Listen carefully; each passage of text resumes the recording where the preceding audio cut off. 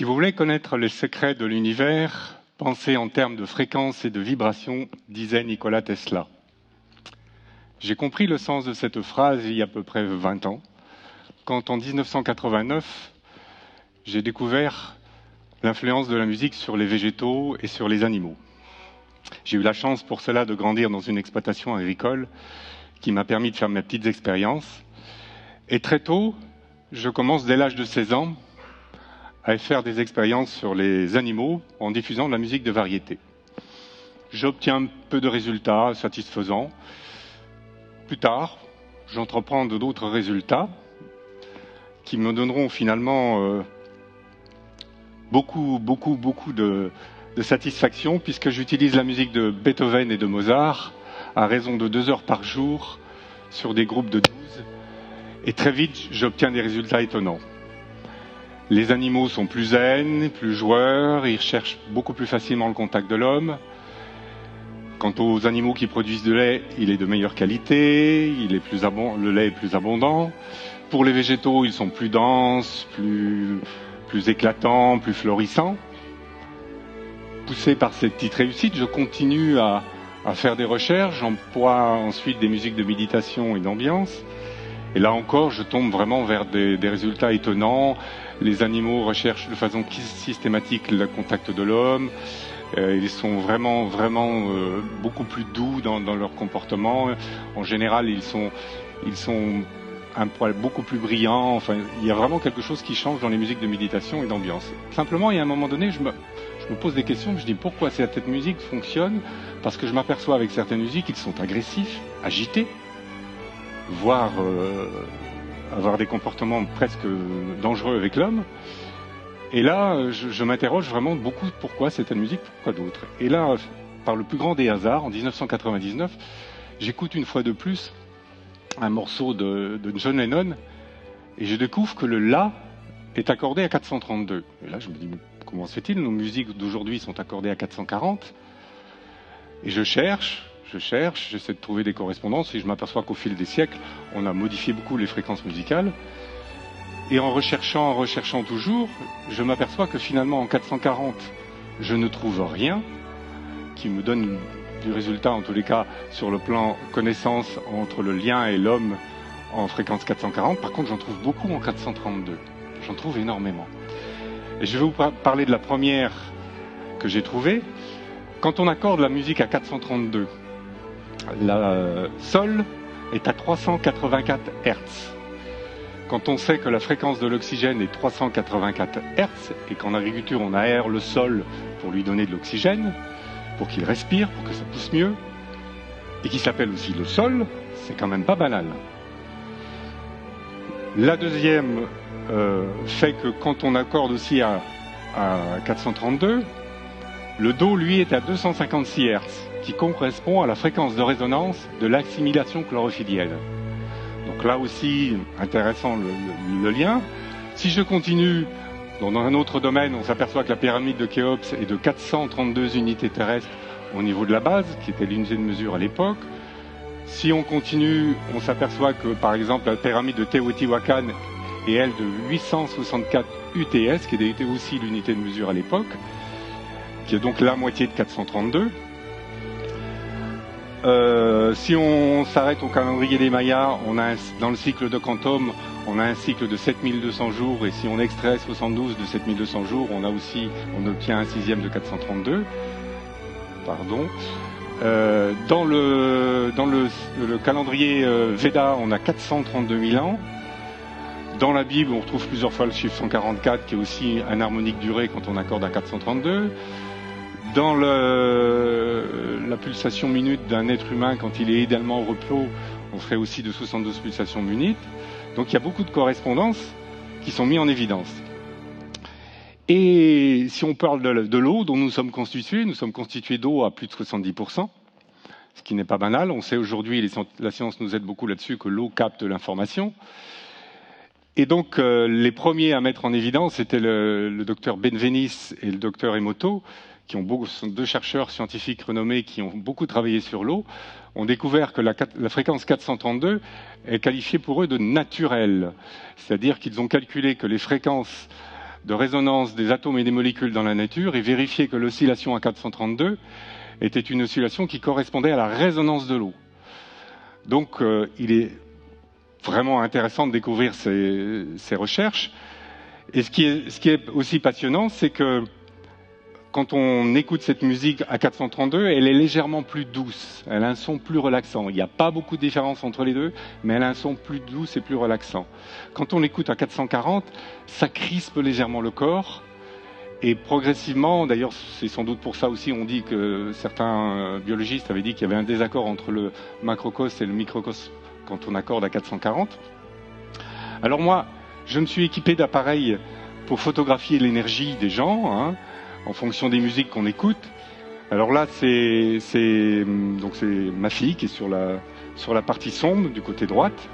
Là, elle écoute une musique 440 et sur la droite, elle écoute une musique je crois que c'était le canon de Pachelbel, si je me souviens bien. Oui, c'est ça.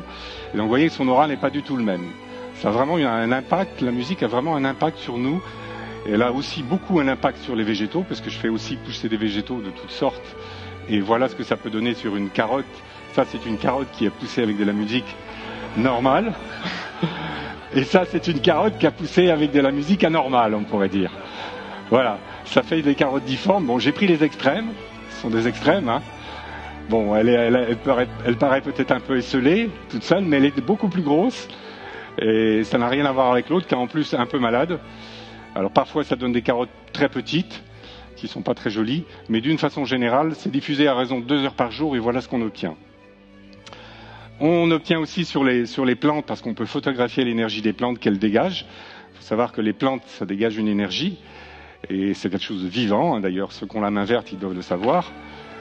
Voilà ce que ça dégage sur une plante en fréquence à 440 sur la droite et en 432 sur la gauche.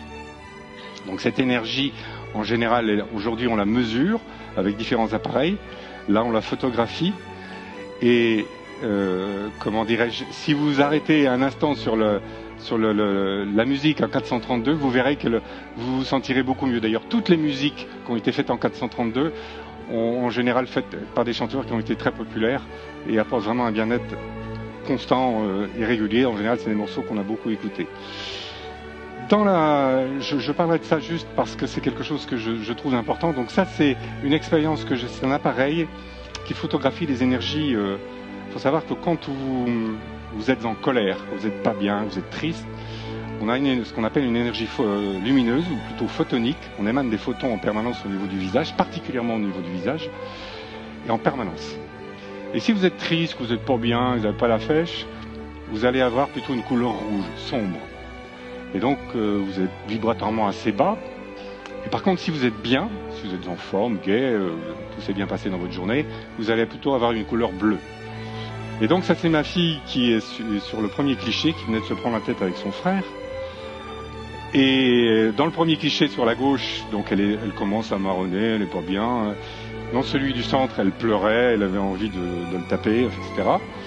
Donc, vous voyez une zone rouge autour de son visage qui apparaît. Et quand elle va bien, on a parlé un petit peu, vous voyez qu'il y a une zone bleue qui apparaît au niveau de son visage aussi, quand tout va bien, quand la personne est vraiment plus détendue et que la finale n'est pas relâchée. Donc, nos attitudes dégagent une énergie, dégagent une couleur. On peut le mesurer aujourd'hui à la fois par des tas de tests. Donc, c'est assez intéressant de Pour les végétaux, c'est aussi la même chose. Sachez qu'un végétal, c'est quelque chose de vivant. Et c'est le premier à découvrir ça, c'était Pope en 1975.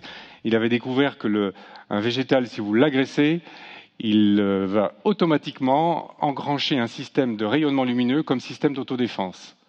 Donc là, j'ai pris un cliché avant de l'agression du végétal sur la gauche, et vous avez ensuite un cliché sur la droite, où il y a une brillance au-dessus du végétal. Vous voyez, sur la gauche, c'est pas tellement brillant, c'est blanc plutôt, hein, c'est vert, pardon. Et sur la droite, c'est brillant, c'est vraiment l'énergie lumineuse. J'ai coupé devant avec un tempérament agressif, et voilà ce que ça a dégagé comme rayonnement lumineux. Donc nos comportements sur les végétaux, sur les animaux aussi, et sur les gens bien évidemment, ont une influence, et on peut aujourd'hui le mesurer et le démontrer en tout cas. Alors, j'ai fait pas mal comment dirais-je, d'expériences. J'ai découvert donc qu'on pouvait tuer, qu'on pouvait faire végéter, qu'on pouvait rendre florissant, qu'on pouvait vraiment rendre éclatant en fonction des types de musique qu'on diffusait sur les animaux et sur les végétaux. J'ai pas fait beaucoup d'essais sur les humains, mais j'ai fait beaucoup d'essais sur les animaux. Et là, je peux vous dire que c'est assez sidérant, c'est assez incroyable ce que ça peut faire sur un humain. Parce que j'ai fait récemment sur un humain il n'y a pas très longtemps, après l'avoir fait sur un végétaux, mais j'en ai pas fait beaucoup. Hein. Mais le si peu qu'on fait, je peux vous dire que c'est assez impressionnant. Donc, soyez vigilants à la musique que vous écoutez. Ce que je peux dire, c'est que vous savez qu'on a 7 centres énergétiques qui sont reliés à 7 notes, do, ré, mi, fa, sol, la, si. Et ces 7 notes correspondent à un organe. Chaque organe a aussi sa propre fréquence, et une fréquence donnée. Mais ce qu'on sait un peu moins, c'est que chaque acide aminé a aussi sa propre fréquence, et va se fixer sur le ribosome en permanence, toujours à la même fréquence d'accrochage. Alors vous avez un morceau qui a été étudié par Edith Enopti, qui est un morceau qui s'appelle le Canon de Pachelbel. Alors ce morceau-là, je vais vous dire une chose, écoutez-le tous les jours. Pourquoi ? Parce que ce morceau-là, il a la particularité, il faut savoir que sur notre chaîne polypeptidique, on a à peu près 300 acides aminés. On en a besoin de 8 primordialement, dont on ne peut pas se passer. Si on ne les a pas, il faut manger équilibré, sinon on va avoir des problèmes. Ces 8-là, c'est le seul morceau qu'on a trouvé qui vous nourrit vos 8 acides aminés essentiels, en permanence. Il est conçu de 8 tonalités qui correspondent aux 8 acides aminés à l'homme. Et qu'il est conçu aussi de telle manière que si vous le prenez en cours, c'est comme si vous le repreniez depuis le départ. Il a 4 couplets avec des notes semblables. C'est un puissant anti-stress. Si vous n'êtes pas bien le soir, vous rentrez du travail, vous n'êtes pas bien, écoutez-le. Si, par exemple, beaucoup le connaissent, je pense que beaucoup d'entre vous dans la salle l'ont entendu, l'ont écouté, il a aussi la particularité de réguler le métabolisme. Il active le circuit enzymatique. Il stimule la protéine. Ce morceau-là est génial. Il faut vraiment l'écouter. Par contre, il y a des musiques qui sont pour moi des vraies saloperies et en général les plus populaires. Il y a un morceau à contrario qui est construit sur les mêmes principes que le canon de Pachelbel que je vais vous citer, qui vous avez tous probablement dansé dessus, qui est un morceau qui a été fait par ABBA, repris par Madonna, enfin plein d'autres. Ce morceau-là s'appelle Hang Up. Et quand vous l'écoutez, il vous stimule les mêmes hormones que vous stimulez quand vous rentrez en forte dépression. C'est une vraie saloperie. Alors personnellement, ayant étudié un petit peu aussi Mozart, quand on étudie Mozart, on s'aperçoit que les derniers morceaux de Mozart ont la particularité d'appauvrir énormément certains acides aminés, mais vraiment surtout ces derniers morceaux. Et à l'époque, il était mort d'une maladie du sang, une leucémie. Donc pour moi, ça c'est mon avis personnel, je pense que Mozart s'est tué avec sa musique. Mais c'est mon avis. Parce qu'il appauvrit vraiment beaucoup d'acides aminés, mais vraiment beaucoup, beaucoup. Et d'ailleurs, quand on l'utilise sur des plantes, on s'aperçoit que les plantes ne poussent pas beaucoup, et elles ont plutôt tendance à végéter. Donc soyez vigilants à la musique que vous écoutez. D'ailleurs, Platon avait dit, si vous voulez contrôler le peuple, contrôlez sa musique. Je ne sais pas d'où il sortait ça, mais il avait dit cette phrase. Alors, on pourrait imaginer un monde baigné en 432. On serait certainement plus joyeux. On serait certainement plus vivant.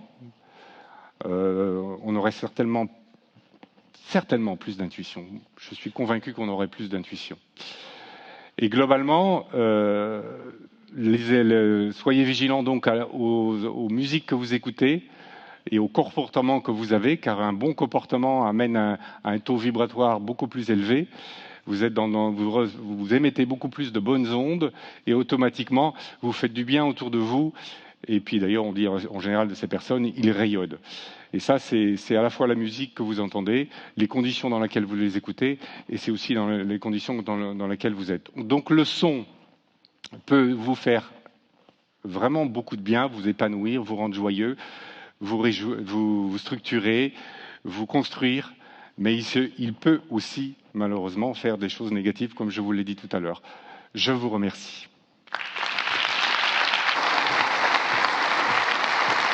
Michel,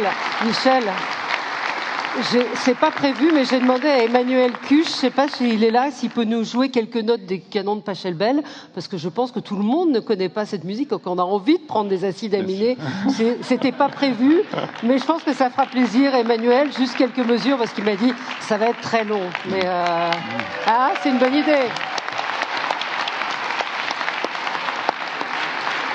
Et là, ça va nous faire du bien. Mais beaucoup le connaissent. Oui. Oui, les premiers accords, juste pour ceux qui ne le connaissent pas.